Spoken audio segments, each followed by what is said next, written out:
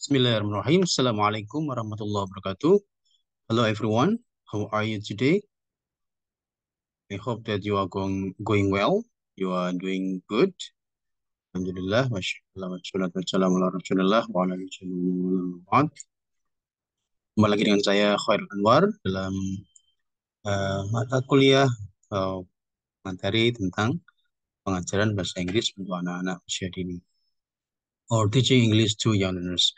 Pada kesempatan kali ini saya ingin menyampaikan materi mengenai bagaimana memanage atau mengelola kelas, classroom management. Oke, let me share screen.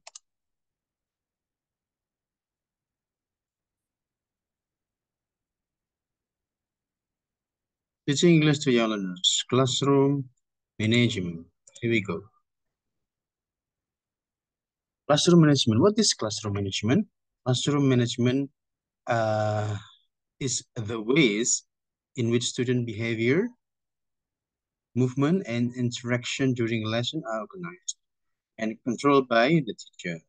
Di classroom management atau pengelolaan kelas itu adalah cara-cara di mana perilaku siswa, sikap siswa, gerakan siswa, interaksi siswa selama pembelajaran itu dikelola dan dikendalikan oleh guru. Itu menurut George. This group can include preschool, kindergarten. Oke, jadi ini maksudnya adalah yang masuk dalam yang benar di sini adalah bisa mulai dari preschool, kindergarten, TK, dan SD umur 2 sampai 10. Ada juga yang middle school mulai usia 11 sampai 13. High schoolers bahkan 14 can be also considered youngers, but these students are not on the borderline of this category. Kalau bisa dikatakan ya itu masuk pada borderline. Ya mungkin bisa sebagian lebih pada usia maksimal 14 tahun. Seperti yang saya sampaikan sebelum-sebelumnya pada materi sebelumnya. Oke, there are some classroom management strategies. Ada strategi-strategi pengelolaan kelas yang bisa dilakukan.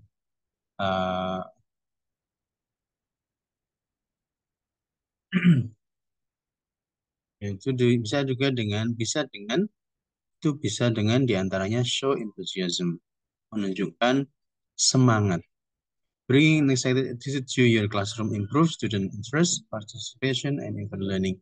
Ya, Anda sebagai guru harus menunjukkan semangat. Kalau Anda semangat, maka siswa Anda akan semangat seperti Anda. Anda menunjukkan rasa minat yang tinggi pada pembelajaran, maka akan meningkatkan ketertarikan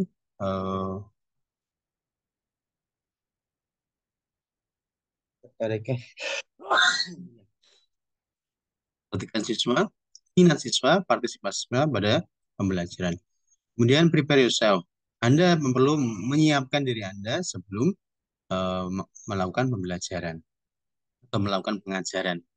Getting ready for your classes make all of them work more smoothly. Jadi sesuatu yang sudah dipersiapkan, direncanakan sebelumnya dengan baik, cenderung akan mengakibatkan pengajaran pun berjalan dengan baik. Beda dengan tanpa rencana satupun, rencana apapun ya, maka akan membuat pembelajaran atau pengajaran menjadi tidak berjalan dengan smooth ya, dengan lancar. Nah, dalam perencanaan pun Anda juga harus mempersiapkan rencana-rencana B, C, D selain A ya. Karena suatu ketika dalam pembelajaran pasti akan menemukan deadlock ya. Maka mencoba untuk melakukan improvisasi. Kemudian create first step compliance. First step compliance lets you establish a start to your class period while immediately drawing student attention to you. Jadi Anda perlu melakukan permulaan yang baik dalam pembelajaran, pembukaan yang baik, di mana Anda itu pembukaan itu pertemuan pertama atau awal-awal pertemuan itu menentukan menentukan eh, keberlangsungan pembelajaran berikutnya. Nah, jadi ketika awal Anda sudah tidak menarik, maka ya siswa juga akan tidak tertarik dengan Anda dan pembelajaran bahasa Inggris. Kemudian master transitions.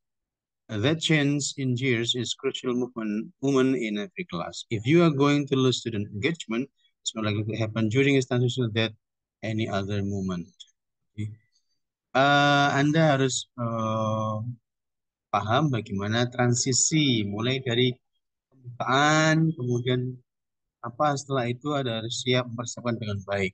Jadi ketika tidak ada eh, apa itu ketersambungan antara pembukaan, kemudian core activity dan juga penutupan itu nanti akan eh, apa itu lose student engagement. Saya merasa tidak perlu ada keterlibatan di dalam kelas. Kemudian selain itu ada juga foster collaboration.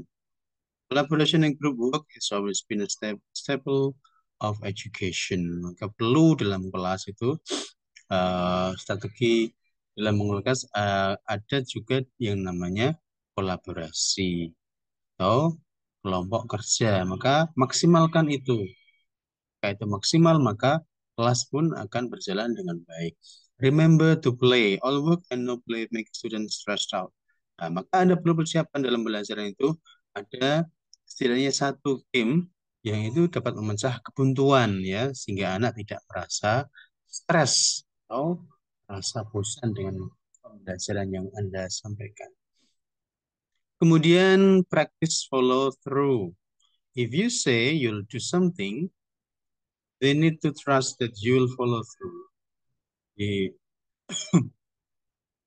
Anda untuk memastikan ketika Anda menjanjikan sesuatu, nanti akan ada ini ya, mereka akan mengingat dan memastikan dan percaya akan uh, bahwa Anda akan melakukannya. Jadi ketika Anda berikutnya, Anda tidak melakukan tindak lanjut terhadap praktek yang sudah dilakukan sebelumnya, itu akan mengurangi kepercayaan siswa pada Anda dan akan membuat siswa tidak menyukai pelajaran bahasa Inggris. Kemudian start a take off policy, technology of policy. Smartphone, tablets, and even watches are all culprits when it comes to instructing students. Jadi ada saat tertentu memang ini ada sekolah dan kelas punya ketentuan masing-masing dan pastikan jangan sampai gadget itu mengganggu proses pembelajaran. Jadi ketika Anda dikira merasa bahwa itu akan mengganggu maka teknologi off. Make sure that you shut down the gadget. Dan, jadi pada saat tertentu harus teknologi atau gadget mati atau tidak. Tapi mungkin pada saat tertentu kalau memang menggunakan eh, harus menggunakan teknologi ya bisa digunakan tentu dengan pendampingan yang dengan baik. Tidak dibiarkan begitu saja. Kita harus memastikan prosesnya berjalan dengan baik, tidak kemudian anak lebih sibuk bermain, bermain tidak terkait dengan materi pembelajaran. Kemudian tips for classroom management with young learners. Let students move. Let your students move. The teaching method total physical response is based on the idea of linking movement with language learning. Jadi ini terkait dengan penggunaan total physical response. Jadi sebanyak mungkin, sebisa mungkin, biarkan anak itu bergerak. Maka Anda bisa menggunakan total physical response in your class. Know and cater to your students' learning styles. Anda harus mengetahui masing-masing gaya belajar siswa. So, do you still remember the styles of students learning? Ada yang namanya visual, oral, atau audio, atau kinesthetic. Apakah suka ada yang suka visual ataukah ada yang suka suara atau gerak. Anda harus mengetahui itu. Kemudian be over prepared. Plan to have 3 to 5 prep activities ready to pull out of your bag. Pocket at any point during the day to avoid the kill of concentration that time. Jadi Anda harus mempersiapkan dengan baik.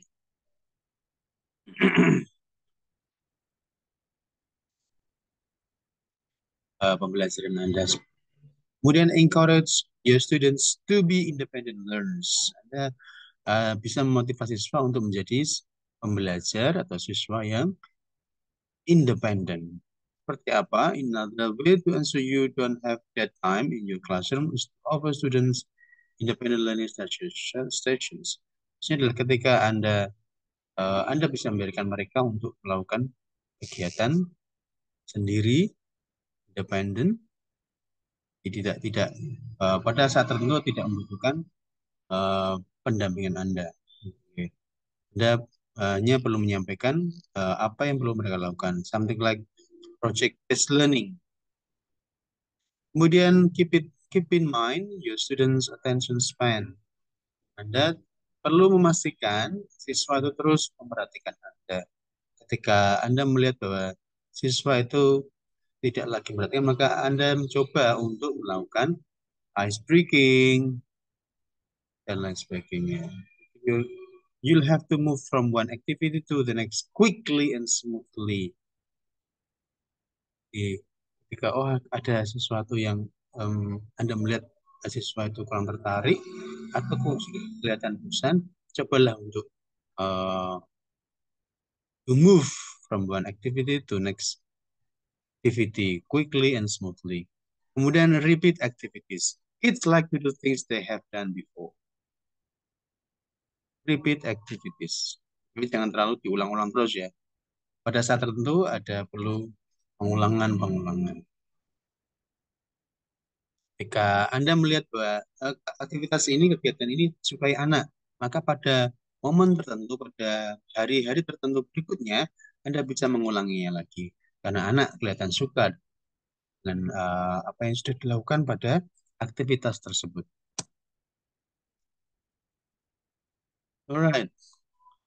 Ada classroom management strategi dalam e-learning maupun kelas di ruang kelas, belajar di ruang kelas. Kalau itu e-learning, Anda memastikan build an engaging experience. Take time to understand what interests them.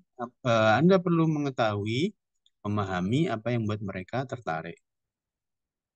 Apa saja yang membuat mereka, apa yang mereka sukai. For make online class effective plans. Kita membuat perencanaan kelas online yang efektif. Kemudian educate student about plagiarism. Ini plagiarism itu penting untuk diketahui. Jika menggunakan e-learning kan kadang anak bisa dengan mudah saja menggunakan Google, apalagi AI sekarang ya, artificial intelligence, dengan mudah sekali ketika kita minta kita berikan tugas, kemudian mereka pastikan bahwa yang mereka lakukan tidak plagiat atau hanya meniru dengan yang lain. Lakukan plagiarisme. Kemudian berikutnya masih tentang strategi dalam kelas e-learning. Cultivate community among students. Building a positive relationship. Bangun hubungan yang baik antara guru dengan siswa. Karena ini bisa menjadi membentuk hubungan yang produktif. Kemudian knowledge student accomplishments.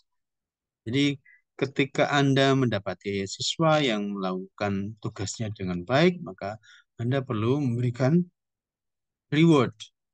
Reward ya. Reward.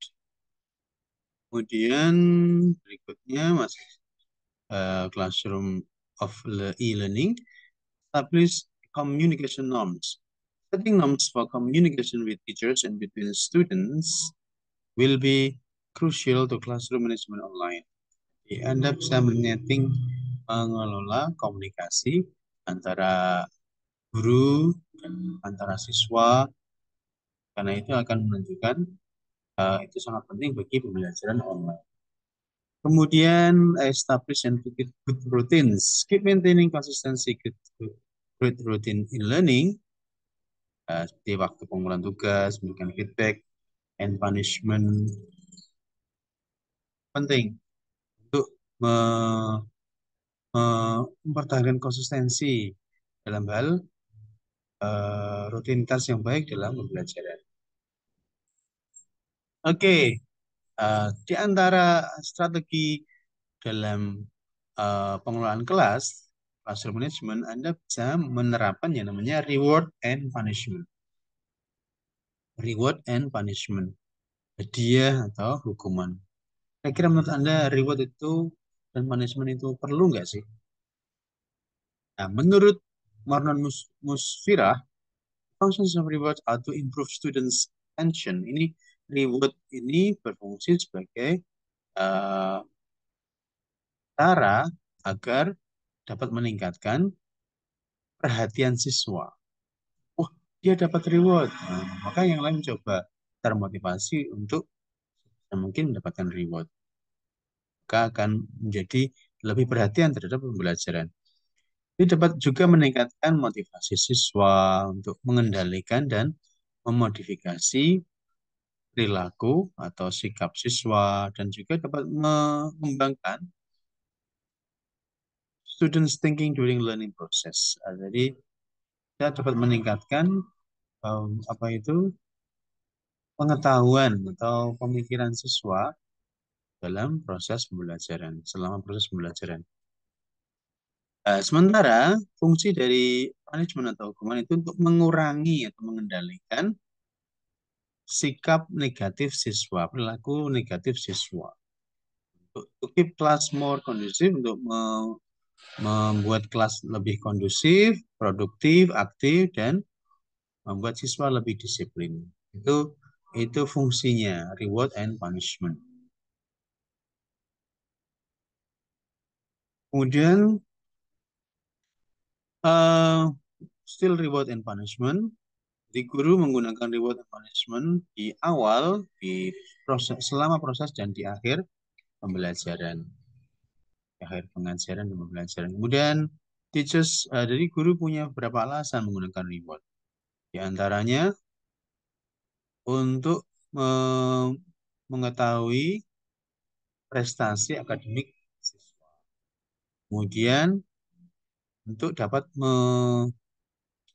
memenuhi tujuan pembelajaran. Kemudian to help students improve behavior, agar siswa meningkatkan perilaku positif mereka. Create an orderly class, ada kelas tertata dengan baik. Improve student concentration on the task, akan meningkatkan konsentrasi siswa terhadap tugas yang diberikan. Create a peaceful interaction between teacher and students, akan menciptakan interaksi yang lebih nyaman antara siswa dan guru. Dan supervise student behavior, dapat mengawasi tingkah laku siswa. Sementara alasan memberikan hukuman itu dapat meyakinkan atau menguatkan perhatian siswa terhadap pembelajaran dalam pembelajaran. Kemudian warning students to behave appropriately, yang memberikan peringatan pada siswa untuk berperilaku lebih baik, lebih tepat. Kemudian creating a quiet classroom atmosphere, ciptakan atmosfer kelas yang lebih tenang. Creating discipline in the classroom, menciptakan disiplin dalam kelas. Preventing negative behavior, mencegah sikap perilaku yang negatif. Dan obeying school rules, menaati aturan-aturan sekolah. Ya, ada beberapa tipe dalam reward and punishment. Kalau tipe reward bisa yang sesuatu yang tangible, bisa terukur, bisa berupa aktivitas, bisa berupa tokens atau tanda cinta, atau simbolik, atau itu bisa berupa ucapan apa itu? Ucapan komplimen atau praise ya, pujian. Pujian itu juga jadi bagian dari reward. Kemudian tipe-tipe punishment spoken. Use non-verbal cues, use a penalty, assign detention or timeout, design an individual contract, punishment dengan kata-kata, punishment dengan action, physical punishment. Nah, ini physical punishment sebisa mungkin dihindari ya. Ini bisa berakibat fatal kalau itu sangat apa itu berat bagi anak.